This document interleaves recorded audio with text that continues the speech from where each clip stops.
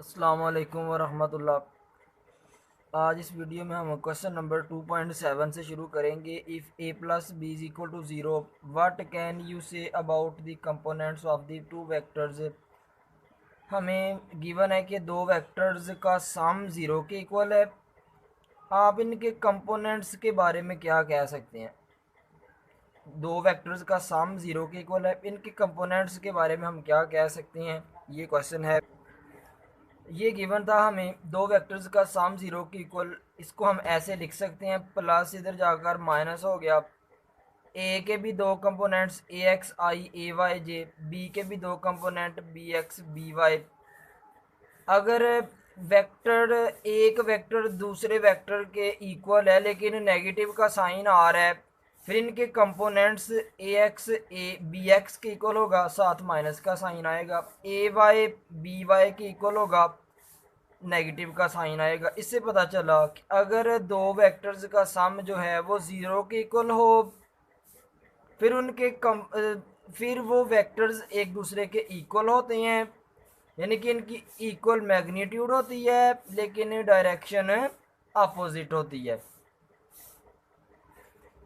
फिर इससे पता चला कि दोनों वेक्टर्स के जो कंपोनेंट्स हैं, वेक्टर्स आपस में इक्वल हैं और अपोजिट डायरेक्शन में है। इनके कंपोनेंट्स भी आपस में इक्वल होंगे और इनकी डायरेक्शन भी अपोजिट होगी। ये था क्वेश्चन 2.7। अब क्वेश्चन नंबर 2.8 समझेंगे। Under what circumstances would a vector have components that are equal in magnitude. किस तरह एक वेक्टर को हम प्लेन में ड्रा करें कि उसके कंपोनेंट्स जो हैं उनकी मैग्नीट्यूड्स इक्वल आ जाएं, वो वेक्टर किस तरह ओरिएंट होगा, ये क्वेश्चन है। ये है उस क्वेश्चन का आंसर। अगर हम वेक्टर को प्लेन में इस तरह ड्रा करें कि वो एक्स एक्सिस के साथ 45 डिग्री का एंगल बनाए, फिर उसके कंपोनेंट्स की मैग्नीट्यूड्स आपस में क्या होंगी, इक्वल। एफ एक्स की मैग्नीट्यूड भी F over square root two, F Y की मैग्नीट्यूड भी F over square root two. कब एक वेक्टर की कंपोनेंट्स की मैग्नीट्यूड्स इक्वल होती हैं, एमसीक्यूज भी आ जाता है, जब वो वेक्टर प्लेन में एक्स एक्सिस के साथ 45 डिग्री का एंगल बनाए। ये क्वेश्चन था। अब question number 2.9, is it possible to add a vector quantity to a scalar quantity, explain. क्या हम एक वेक्टर क्वांटिटी को स्केलर क्वांटिटी के साथ ऐड कर सकते हैं, मल्टीप्लाई नहीं बल्कि ऐड क्या कर सकते हैं, ये क्वेश्चन। No, it is not possible to add a vector quantity to a scalar quantity, क्योंकि वेक्टर क्वांटिटी जो है उसको डिस्क्राइब करने के लिए मैग्नीट्यूड भी चाहिए होती है, डायरेक्शन भी। लेकिन स्केलर के लिए ओनली मैग्नीट्यूड, क्योंकि बोथ जो हैं ये डिफरेंट फिजिकल क्वांटिटीज़ हैं, इसलिए हम दोनों को ऐड नहीं कर सकते। ये अब इसके बाद 2.10, can you add zero to a null vector. क्या हम एक नल वेक्टर ज़ीरो को नल वेक्टर के साथ ऐड कर सकते हैं? ये भी क्वेश्चन इसी के सिमिलर है कि हम वेक्टर्स को स्केलर में ऐड नहीं कर सकते, नल वेक्टर को हम ज़ीरो के साथ ऐड नहीं कर सकते, क्योंकि ज़ीरो एक स्केलर क्वांटिटी है, नल वेक्टर है तो वेक्टर ही, इसलिए हम एक नल वेक्टर को ज़ीरो में ऐड नहीं कर सकते। ये है उस क्वेश्चन का answer. No, zero can not be added to a null vector because zero is a scalar and scalars have only magnitude with no direction while vectors have both magnitudes and direction. अब इसके बाद question number 2.11 है। Two vectors have unequal magnitudes, can their sum be zero. दो vectors की magnitudes equal नहीं है, क्या उनका सम ज़ीरो हो सकता है, ये क्वेश्चन। ये उस क्वेश्चन का आंसर है 2.11 का। No, sum of two vectors of unequal magnitudes can not be zero. क्यों, कब फिर ज़ीरो हो सकता है, दो वेक्टर्स का सम कब इक्वल हो सकता है? The sum will be zero only when both vectors have same magnitudes and opposite direction. Same magnitude हो, अपोजिट डायरेक्शन होगी, फिर उनका सम ज़ीरो के इक्वल आएगा।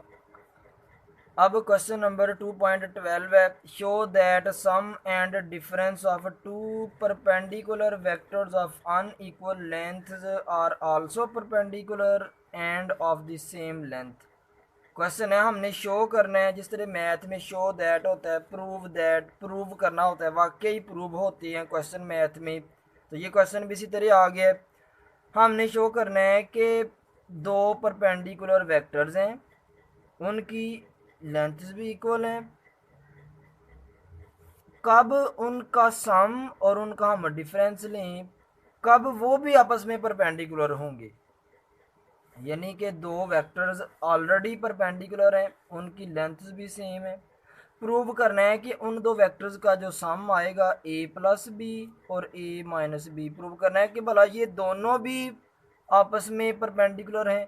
तो इनको चेक करने के लिए पहले तो ये याद रखना चाहिए कि दो वेक्टर्स को परपेंडिकुलर प्रूव करने के लिए डॉट प्रोडक्ट, हाँ ये है उस क्वेश्चन का आंसर। हमने दो वेक्टर्स लिए जिनकी इक्वल मैग्नीट्यूड थी और परपेंडिकुलर थे, एक वेक्टर ले लिया ए, एक वेक्टर ले लिया बी, ये दोनों आपस में परपेंडिकुलर हैं।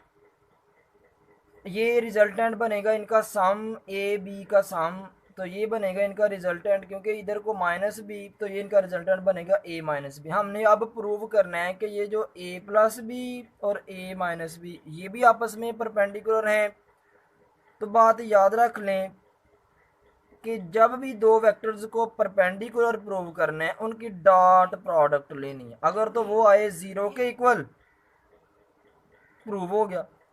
चेक करना है कि दो वेक्टर्स परपेंडिकुलर हैं कि नहीं, स्टूडेंट्स क्या करना है, उनकी डॉट प्रोडक्ट लेनी है। हमने इन ए बी दो वेक्टर्स का सम लिया, इनका डिफरेंस लिया, फिर इनकी डॉट प्रोडक्ट ली, फिर एक्सपेंड किया इसको, ए डॉट ए स्क्वायर हो गया, सेल्फ डॉट प्रोडक्ट। अब ए डॉट बी, क्योंकि दोनों परपेंडिकुलर हैं ए बी, इनकी डॉट प्रोडक्ट ज़ीरो होगी। बी डॉट ए, क्योंकि फिर दोनों परपेंडिकुलर हैं ए बी, एंगल 90 बनेगा, काज 90 ज़ीरो, फिर zero. B dot B, self dot product B square हो गया, zero zero cancel out, A square minus B square बच गया।